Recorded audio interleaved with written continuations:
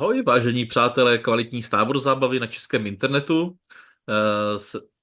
Jsem tady opět s Jirkou Budínským, aby jsme oprášili trošku jako naši herní poličku, nebo řekněme staré soubory na hardiscích a bavili se tady v rámci pořadu Czech Star Wars Play o Star Wars hrách. Dnes teda jsme se rozhodli, nebo spíš to jsem asi víc rozhodl já, že se budeme bavit o hře opravdu jako hodně jako leté, to znamená Dark Forces. Jirko, pamatuješ si osobně, kdy jsi ty poprvé vůbec v nějaké své herní kariéře narazil na Dark Forces? Vybavíš si to? Bavím si to úplně přesně. Um, je to proslulé CDčko z GameStaru z roku 99 nebo 2000, nějak takhle, kde byla celá řada herních dem. Myslím si, že zrovna Dark Forces tam mělo nějakou jako víc prominentní část. Nevím, jestli to dokonce nebyla nějaká plná hra u toho tenkrát, ale to si nejsem 100% jistý. Nicméně tam Dark Forces byl tam dokonce datadisk, nebo vlastně byl to datadisk nebo nějaký druhý díl, to nebyl druhý díl v pravém slova smyslu s tou Marou Jade, že jo? Ne, vlastně, že jo, že vlastně máme, jako, že jo, byly Dark Forces, to byla vlastně ta čistokrevná střílečka v roce vlastně 95 a následně potom byl vlastně Dark Forces 2 a to mělo datadisk právě Mysteries of the Sith s tou Marou Jade. Mhm. Ale máš pravdu, že vlastně já si troufám říct, že pro mě to taky asi bylo na tom CDčku toho GameStaru, protože do té doby jako Star Wars hry samozřejmě jsem znal, hrával jsem je, ale je víc takové, řekněme, takové ty aktuálnější, jakože v podstatě jedny z těch prvních her, které já si za těch svých dob pamatuju, tak se vázaly v těch pozdějších devadesátkách. To znamená kolem roku 97, 98. Dobrý, ještě já jsem se zpětným s nějakým zpožením hrál třeba Shadows of the Empire, pak Rogue Squadron a pak už byly ty epizody jedna hry a navalovalo se to dál. Takže občas bylo jako problém skočit k těm jako starším kusům. Ale pamatuješ, jako ono to už je hodně dlouho, jo? Řekněme si jako rok 99, to už jsou jako, to ještě někteří třeba naši posluchači nebyli ani na světě. Pamatuješ si jako, jestli to v tobě jako ta hra vyvolávala, jestli jako si pamatuješ, jestli spíš jako měl z toho kladný zážitek nebo negativní zážitek, nebo si říkal, pane bože, co to vlastně je? Jo, já si myslím, že se mi ta hra vůbec nelíbila. Já si myslím, že pro, pro mě už přišla v době, kdy jakoby to, co vlastně měla být, jakožto klon Dooma v roce 95, že jo, prostě když vyšla, už pro mě bylo asi jako málo. Já si myslím, že ta hra sice jakoby uzrála, já jsem ji od té doby potom hrál a trošku jsem si to vzdělání doplnil, nicméně nemyslím si, že jsem ji kdy dohrál, ale prostě pamatuju si tenkrát, že jsem byl vlastně naštvaný z toho důvodu, protože já mám pocit, že už nějak jako, to bylo rok 2001 nebo 2, vyšel Jedi Knight 2 Jedi Outcast, což byl vlastně, že jo, jakoby s protagonistou Kylem Katarnem, byla to další pokračování a, a to byla vlastně doba, kdy já jsem se k tomu nějak víc vracel a to Dark Forces, které bylo tenkrát na tom disku z toho GameStaru a který byl ještě jako vlastně předtím, pro mě nebylo tak zajímavé z toho důvodu, že prostě v ten moment, kdy jsem měl to CDčko z toho GameStar, tak jsem se díval po těch hrách okolo epizody 1, protože mi bylo asi 12 nebo 13 a bylo to pro mě, asi Hele, to pro mě bylo zajímavější. pojďme si říct, myslím, že je nás víc, kteří častěji hráli ten první level v těch Phantom Menace, než celou hru vůbec potom. Ten první level s Phantom Menace jsem schopný říct naspaměť. Prostě překreslil bych ho na papír a dokázal bych ke každému bodu na tom papíře říct přesně ten zvuk, který se tam má přehrát. Přesně, jak je tam samplovaný zvuk. A myslím si, že nejsem sám, ale o tom si jednou pozveme jednička tady prostě do kina a řekneme, povíme si o tom zvlášť. Určitě. Takže já si troufám říct, jako, že já jsem to měl stejně jako ty. Já jsem se několikrát snažil k Dark Forces jako vracet, protože všichni to vychvalovali. Na Czech Star Wars Universe byly vlastně opěvné recenze. Když si jako vezmu z té doby, pamatuju, třeba vytáhl bych třeba text Milana Pavlíčka, který napsal Legenda. Každý by měl znát příběh Kyla Katarna a společně s ním navštívit slavnou planetu Fest, pašerácký měsíc Narshada, být zajat Jabou Hatem a v závěru infiltrovat dva giganty, Exekutor a Arkhammer, výrobní zařízení pro slavné Dark Troopery. Každý musí mít, znát a hrát. Věk a tudíž jistá technická zaostalost nejsou tak velkou závadou, jak by se mohlo zdát. A tak dále, a tak dále. Já jsem to zkoušel tu hru dojet, myslím, 3krát, jako v životě, a nepovedlo se mi to. Jakože vždycky prostě nastal nějaký jako bod, kdy prostě mi to přestalo bavit a nedohrál jsem to. Přičemž nedávno udělali vlastně takzvaný Dark Forces Remaster, díky čemuž se vlastně Dark Forces dostala na PC, na Xbox, na PlayStation, dokonce na Nintendo Switch. A najednou jako řekněme, že i ta grafická stránka začala vypadat tak, že jsem si řekl, OK, je to retro, ale zkusím to dohrát. Vlastně ten původní Dark Forces, v čem on byl už v té době, vlastně jak ty říkáš správně, on to byl klon Dooma. Jo? On to byl klon Dooma a první takový jako vlastně point, jak ta hra vůbec vznikla, tak bylo to o tom, že ti vlastně v LucasArts, ti, kteří vlastně dělali jako na vývoji, zjistili, že vlastně kolem toho roku 93 fanoušci začali hojně vytvářet vlastně vlastní level designy v Doomovi. A začali dělat hodně levelů typu Hvězda smrti a podobně. A tak si řekli, jako, proč to prostě jako neskusit nepodojit. Ty si určitě vzpomeneš, ono ta hra má vlastní engine, že vlastně ona neběží na engineu Duma, ale běží jako na vlastním engineu. Určitě si vzpomeneš na název. Je hodně spjatý ze Star Wars. Člověče, myslím si, že si to už nevybavím. Počkej, jo, a to bylo tak jako trošku jako lehce lame název, ale jo, Jedi. Myslím, že Ano, ano, to přesně tak. jmenuje. Přesně tak. A on vlastně ten Jedi Engine, on jako takový, vlastně on nebyl plně 3D, jak jsme si jako v té době všichni mysleli, ale vlastně on byl hrozně podobný build engineu, na kterém běžel třeba Duke Nukem 3D, který vlastně nebyl 3D, že jo. My jsme v té době si mysleli, že to je prostě 3D, ale ono to jako reálně vlastně jako nebylo. Jo, co No, tak ono to jako vlastně využívá sprite pro zobrazování 3D postav.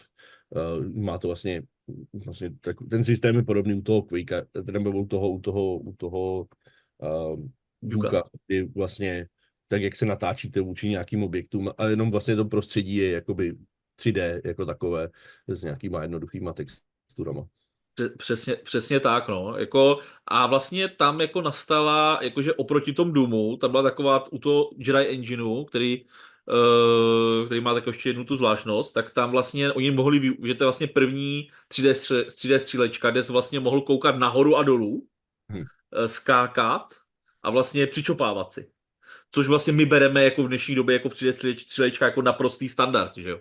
Ale v té době to vlastně byla první, která kdyby tohle vlastně nabízela.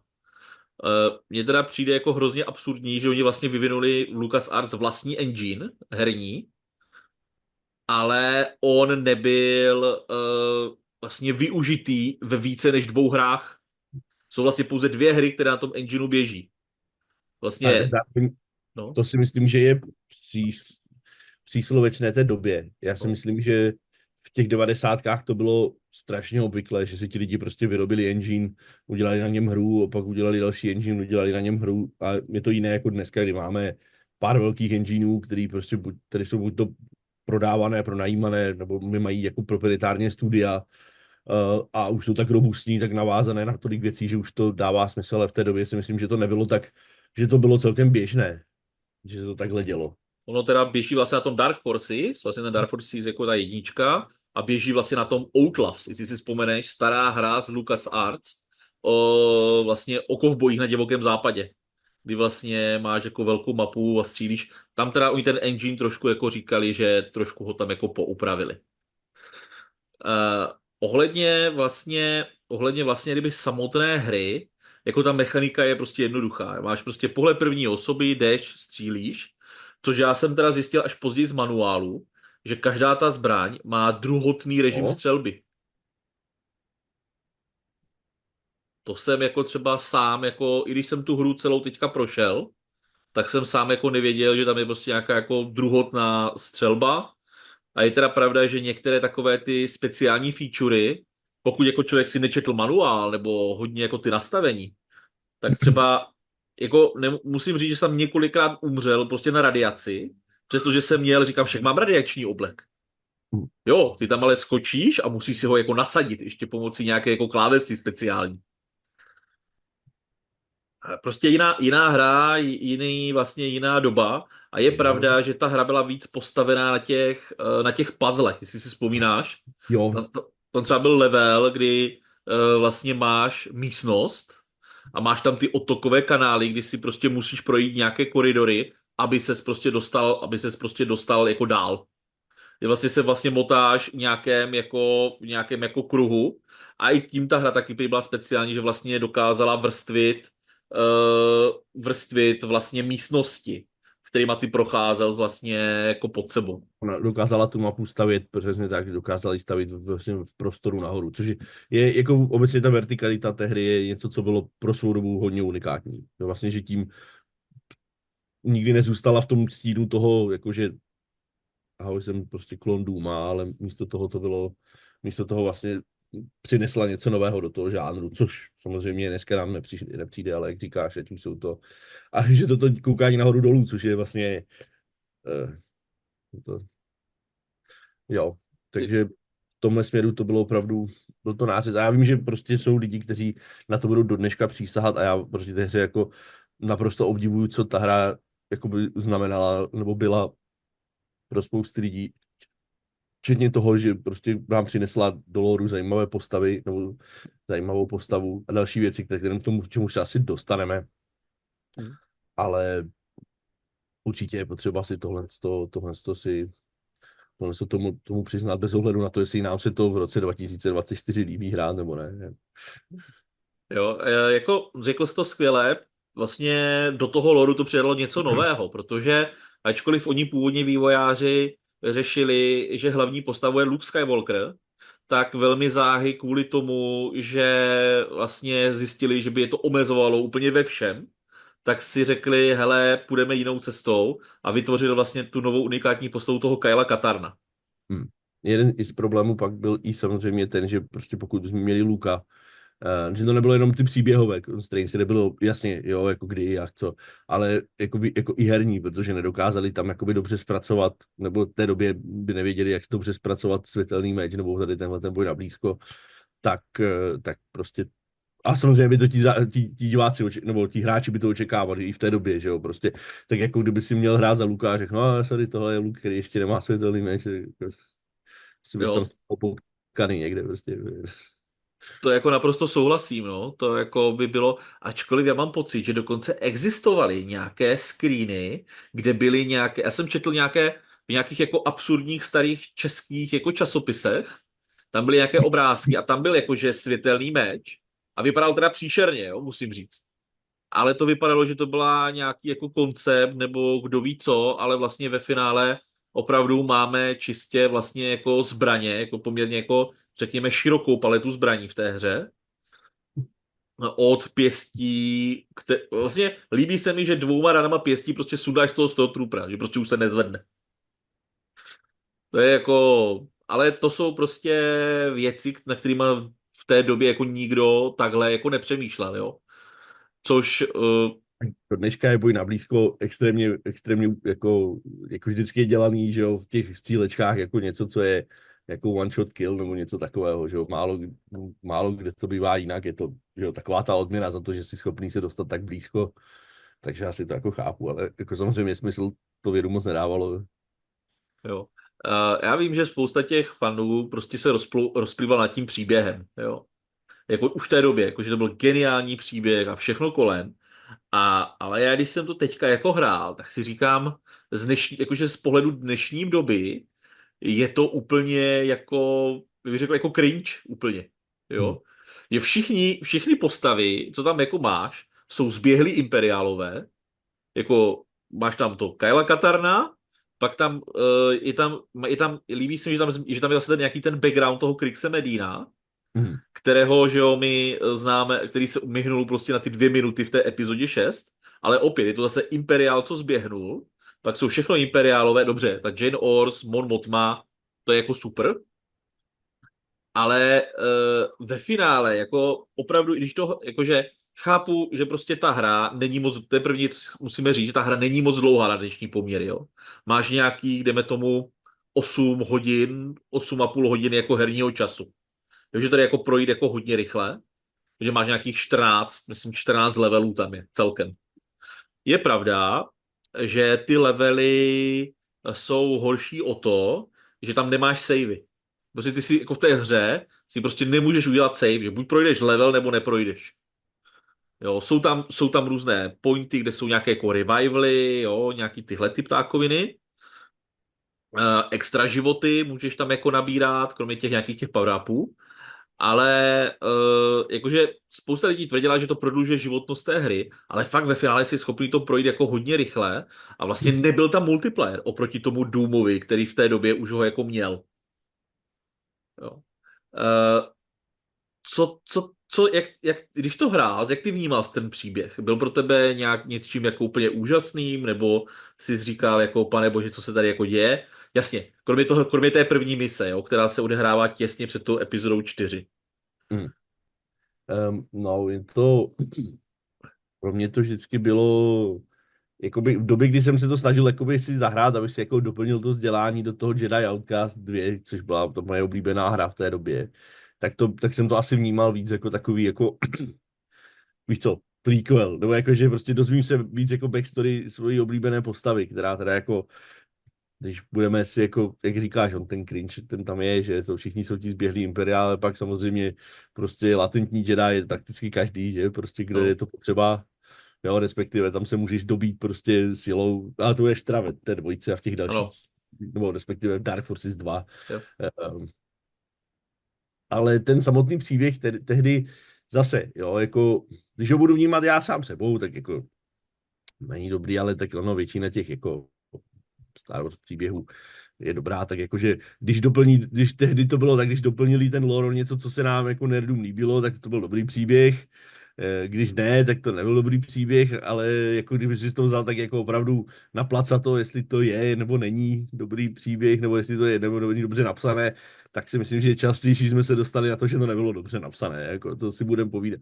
Na druhou stranu, v té době prostě nejčastější jako příběh byl jako tady je panák, tady je brokovnice, tady jsou čertí zdar, jo, jako prostě dostaň se na druhý konec tady tohohle bludiště.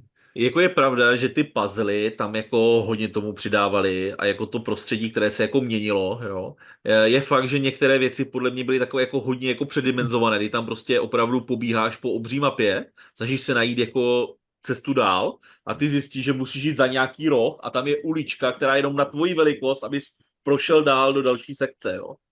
Že některé jakože puzzle byly skvělý, ale některé třeba ty pohyby na té mapě jsem si říkal, OK, jako pane bože, jo. Ale je pravda, že potom, když už jako hraješ dál a dál, tak už je to jak podobně jak v Assassin's Creedu, jo. Prostě už vidíš, kudy máš jít a už vidíš, kudy tě to jako vede, že tady najednou skočím, tam je lávka, přeskočím na další to, tam něco aktivuju. Jo, občas mě třeba jako dokázalo vycukat, že prostě najednou že kloužu po ledu, jo. Je prostě sekvence, kdy si prostě a najednou kloužeš po ledu a pokud prostě nespadneš dobře, kde prostě si nasadíš mačky, tak pak už jako zase po ledu můžeš normálně chodit a ťapkat a střelit ty imperiál, jo. Je fakt, že ten Katán těch imperiálů prostě sundá tolik, že tolik se jich v životě nenarodilo, jako. A tak to si myslím, že asi platí jako pro Jo. většinu. Těchhle těch věcí, no. Jako je pravda, když si vzpomenu na takovou hru, jako je Force Unleashed. Moje, moje oblíbená, opět něco, kde já říkám, ve Force Unleashed tam jako zvítězila hratelnost nad jako zdravým rozumem, co se týče příběhů a všeho, ale jako tu hru si užiju jako velice, převelice, ale to je asi zase trošku jiné téma. Je. za mě, mně se líbily ty, jako já jsem tam asi už jako i tehdy ocenil to prostředí, ale zase bylo takový jako z pohledu toho Star Wars nerda, ty jsi byl rád, jo, prostě tady o tomhle tomu jsem někde čet, prostě o téhle planetě a teď ji jakože vidíš v těch jako pixelech, jo, nebo a měl jsi tam to jakoby prostředí bylo super, že přesně jak říkáš, jo, ať už je tam led nebo prostě radiace, musíš to nějak řešit, což prostě dávalo k tomu tu jako adventuring složku do toho, že to nebylo jenom prostě chodím střílím, byť to jako trochu bylo, chodím střílím, že jo, ale měli víc. Já se teda přiznám, že jako nikdy nebudu velký fanoušek metody prostě backtrackingu, když prostě chodíš, hledáš jako modrý klíč do modré dírky a červený klíč do červené dírky a zelený klíč do zelené dírky, aby se někam dostal dál. A to je prostě, tak to je level design prostě té hry. To je jako ono, to prostě do toho střílíš Stormtroopery, jo, prostě respektive Dark Troopery později. Ale jako principiálně je to hrozně moc o tomhle tom, což samozřejmě můžeme si říct, že to není vždycky to, jako možná to nejsou vždycky klíče, ale něco, jenom karty, jo, nebo co, ale pořád je tam ten samý kus prostě tohle, jako, že prostě choď po tom levelu, dokud prostě si neotevřeš ty poslední dveře a zdár. Ale jo, beru, že takhle se ty střílečky v těch 90kách prostě dělaly. Myslím si, že pro spousta lidí potom trpí pořád nostalgii a to nostalgii trpěli. Jako kdybych se měl rád, jak tady z té doby Duke Nukem, a nebo já myslím, že jsem byl víc jako na Quakea než na Dooma tenkrát. Ale za mě to prostě nemělo, jako to není to jako mechanismus, který by mě osobně tak bavil. Byť uznávám, že pořád to bylo trošku víc, než jenom jako střílení, jo? Že Jo, to mohl jako vidět jako pozitivně. já jsem tam jako se snažil prostě, když tam osvobozuješ toho Krixe Medina, tam osvobozuješ z nějakého toho vězení před tou popravou a procházíš tou věznicí, já jsem jako ty designéry proklínal, jakože tam jak máš nějaké silové pole a ono tě to prostě malem zabije a ty musíš projít ve chvíli, kdy jsem si myslel, že projdeš ve chvíli, kdy nesvítí a to je prostě úplně naopak, jo, nějak. Je prostě projdeš tím silovým polem a pak tam někde prostě pomocí tajné šachty někde ve výtahu prostě proskáču dolů. Jako jo, pak si řekneš, tyjo, to je přece jasné, ale pak si řekneš, tyjo, asi jsem zvyklý v současné době asi na, řekněme, přímočařejší, řekněme, ty koridory a ty cesty. Ale u té hry je jako pěkné, jak říkáš tomu loru, tak vlastně ty do dneška se z ní čerpá, jo? Že vlastně celá zápletka je vlastně o Katarnovi a o tom, jak se snaží zhatit projekt Dark Trooperů, což je vlastně pěkné ve finále, kdy ty najednou ty Dark Troopery vidíš v tom Mandalorianovi vlastně. Nějakou tu jako jejich jako verzi těch Dark Mhm. Trooperů, kdy tyhle ty věci se prostě berou i z takhle starých věcí, které oni považují ti tvůrci za ikonické, natolik ikonické, že prostě převedou do té současné podoby. Já myslím, Jo. že byla i velká debata, že Jyn Erso um, z Rogue One byla pojmenovaná po Jen Ors z, Jo. z Dark Forces, ale nemám pocit, nevím, jestli se to někdy potvrdilo, že to tak jako bylo, nebo jestli je to jenom nějaká jako lehoučká omáž tady tím směrem. Ale Jo. vím, že v té době, kdy se to objevilo a kdy jsme ještě jako nevěděli, kdo je Cassian Andor a byl tam prostě týpek prostě s nějakýma jako vousama, tak myslím, že tyhle ty spekulace tam probíhaly, jestli jakoby nebude A náhodou. upřímně, on to mohl být Katarn. Klidně mohl, jako. A Jo. se tomu nic nestalo, že jako. No. Jo, jakože vlastně ten background, i teďka, když vidíme toho Cassiana, tak stejně ten Cassian, Katarn, jo, jakože, jako, tak vlastně u toho Cassiana, jako to mohli udělat úplně jako podobně, jo, jako to prozření k tomu, proč najednou tíhne jako k té rebelii, stejně jak takhle to mohlo probíhat i u toho Katarna, jo. Jasně s tím rozdílem, že on měl být na Imperiální akademii, měl být imperiál a až poté, co se dozvěděl, že vlastně oni mu, když ho verbovali, tak mu lhali, jo, ale to jsou zase jako, to jsou zase jako ty drobné niance, jo, že prostě a tu postavu mohli fakt uzavřít tím, že prostě ukradne plány hvězdy smrti a prostě umře v klidu, jo. No, ale tak jako, co už, no. To už. Na Je, mě, je, jakoby, já jsem tu postavu toho Kyla Katarna měl obecně vždycky, nebo měl jsem ji rád, jakoby v kontextu toho, s čím jsem vyrůstal, mě bavil potom samozřejmě o to víc v těch dalších. V té jedničce mimochodem, jestli si ho pamatujete, že on má tu bratku, no ten, tak to neměl, že v jedničce ji ano, nemá. nemá, Se, no. hladce oholen ještě. Soboli dolů samozřejmě pro pro Dark Forces. Nicméně, jo, toho nám to dalo, myslím si, že s tím pak jakoby pracovali ti tvůrci zajímavě, pak jsme se vlastně některých pozdějších těch dostali, dočkali i toho Luka, byť jako nehratelné postavy v těch dalších dílech. Hele, to je, Takže mimochodem, to je, super. to je vynikající sekvence v té hře. To je, myslím, v tom Outcastu, jestli se nepletu. To On je v je tom tam Jedi několikrát. Outcastu.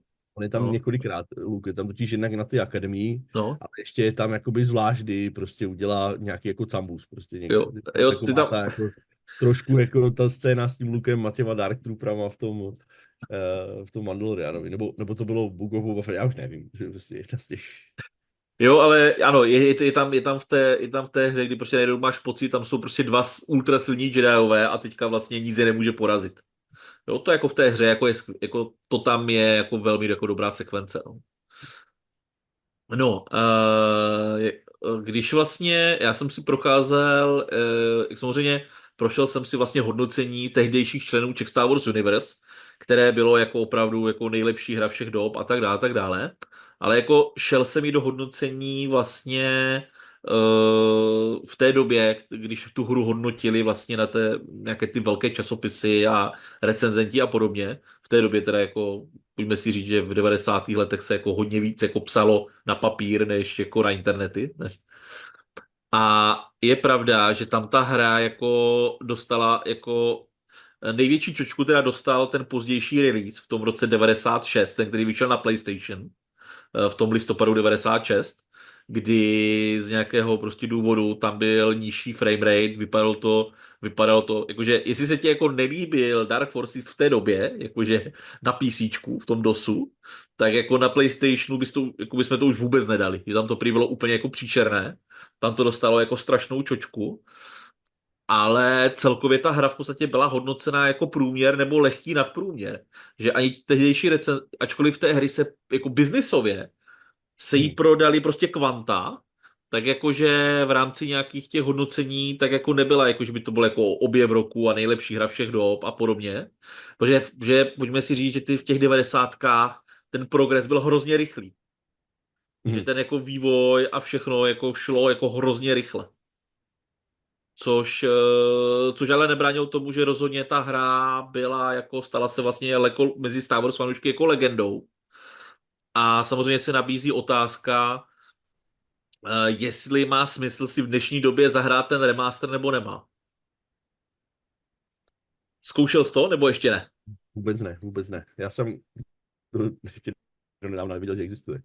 Takže bohužel jsem to neskoušel, ale já se přiznám, že už jsem zkoušel remaster z těch takových těch posledních remasterů v těch posledních letech, nebo v nějakých takových jako portů, prostě s nějakým jako zvýšeným rozlišením bylo víc, že jo. Já jsem zkoušel Republic Commando, kdy jsem prostě pochopil, že jako nějak jsem to nebyl schopen hrát na tom, jsem to hrál na Switchi a nějak mi to hrozně dělalo blbě, prostě ale to myslím, že bylo z nich nejlepší. Pak jsem teda hrál právě ten Jedi Outcast, a Jedi Academy, a protože to byly moje fakt jako, myslím si, že to byly jedny z mých nejoblíbenějších her v té době.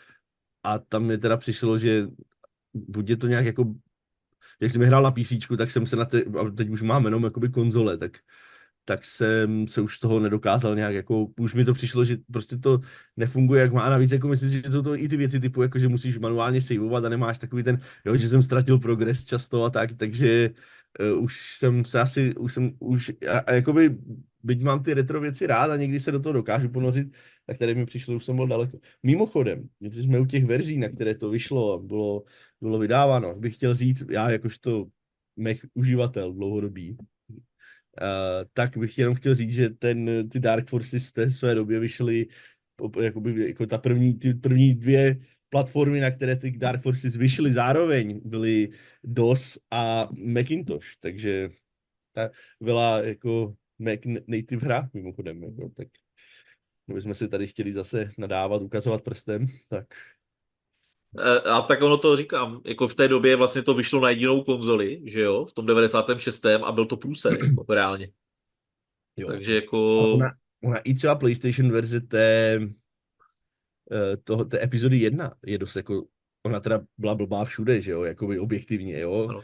ale já jsem viděl jakoby PlayStation verzi a ta je fakt jako zubatá, jako ona ta PC vám si mohl třeba ještě aspoň zvednout to rozlišení na nějakých jako, na něco, nevím, kolik tam bylo maximum tehdy, ale byla taková zubatá, no a tady to bylo asi to samé, já myslím, že to bylo spíš tím, že ten PlayStation byl hodně nový, hodně mladý a ti lidi na ně ještě, oni ještě na něj asi neuměli jakoby vyvíjet tak, jak potřebovali, prostě neznali ten hardware tak dobře.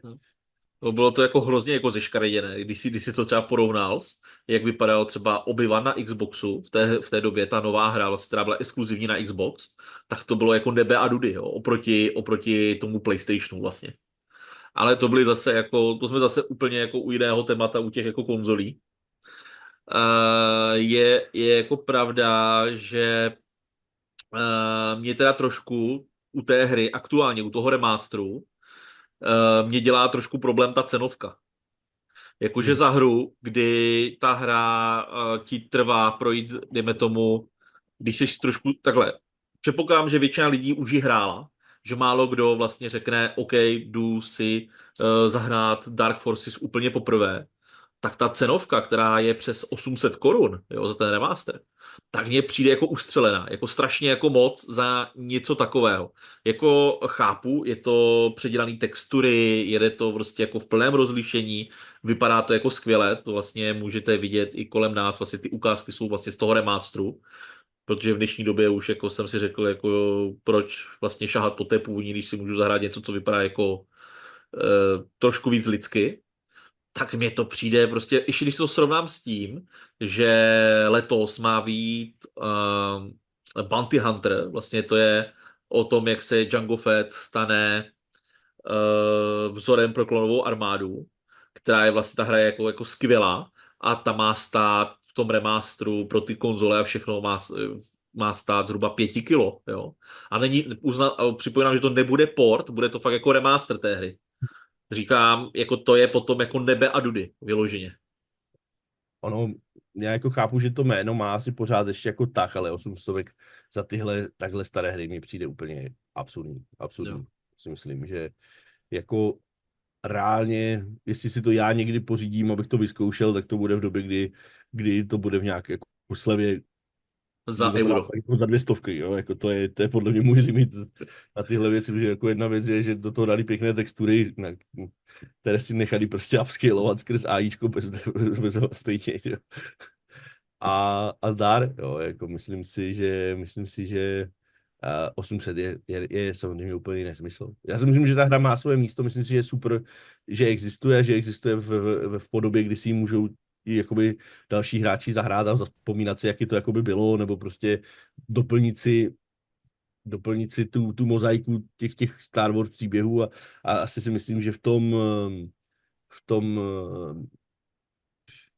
těch Legends je ten Kyle Katarn a tady celý ten jeho příběh považován za ty lepší nebo za ty oblíbenější, když nic jiného. Jo, jako jak říkám, asi bych nutně nesvazoval literální kvality a oblíbenost, ale myslím si, že to svoje místo má, takže jako proto bych třeba do toho šel a zároveň bych určitě pak jako hned navázal těma novějšíma titulama. Hlavně teda potom jakoby ta série Jedi Outcast, respektive Když už tam máme tu sílu zapletenou víc. přesně tak, jo. Myslím si, Jo, že to ta hra je tam se našla.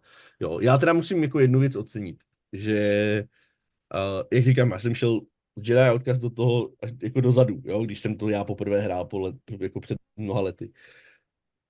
Mně se líbí, že to uživatelské rozhraní je tam pořád jako zachované, že tam prostě ty červené a zelené jako ty tečky nebo obdelníčky nebo obálky na ty štíty a na to zdraví jo, na to, jak jako vypadá výběr zbraně, to vlastně se mi líbí, že jako zachovali ten interface v podstatě po celou dobu, tak to mě potěšilo hezky, jako není to úplně to samé samozřejmě, ale ten základní jako vizuál tam se drží, takže to mě přišlo pěkné. No. Takže my to jako necháme na vás, zda vás prostě Dark Forces oslovuje nebo ne. Pokud jako patříte jako k fanouškům, kteří jako doteďka jako mají vlhké sny, když si vzpomenou na to, jako jak to hráli před lety, tak remaster si asi vyzkoušejte. Může to být cesta, jak si znovu jako osvěžit některé jako pěkné jako momenty. Zároveň pokud vás jako Dark Forces jako zajímá, říkáte si, jaké to asi je, tak si troufám říct, že ten remaster je asi taková jako ideální cesta, jak to jako okusit, přičemž stále se dají pořídit digitální verze v těch distribucích jako na Gogu a podobně, které jsou vlastně řekněme, ten původní škaredý Dark Forces, ten čistokrevný Dark Forces, právě za ty jako poměrně malý peníze, za ty 2 až 5 euro, jo. Takže to může být taky způsob, pokud jako máte rádi jako hodně kostičkovaného retra, ale jinak ten remaster, říkám, může být cesta, nemusí, záleží, jak to jako vnímáte.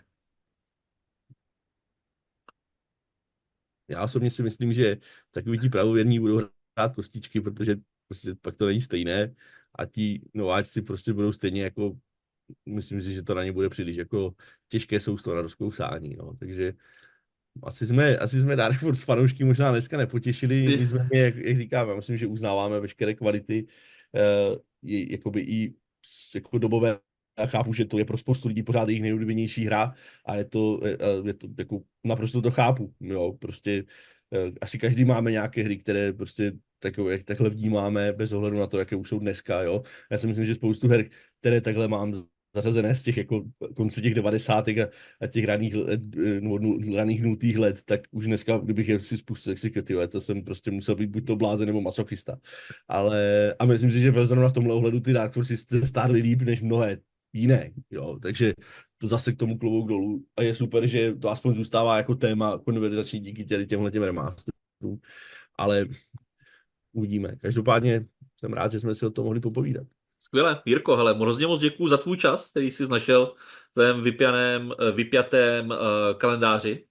Hrozně moc díky všem posluchačům, i vy, kteří na nás koukáte na YouTube, nebo kteří nás posloucháte na Spotify.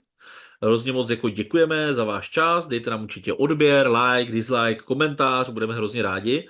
A schválně, dejte nám do komentářů vědět, o které hře bychom se měli v dalším horizontu 5 let, u dalšího dílu, prostě pobavit znovu, možná dřív, zkusíme to dřív.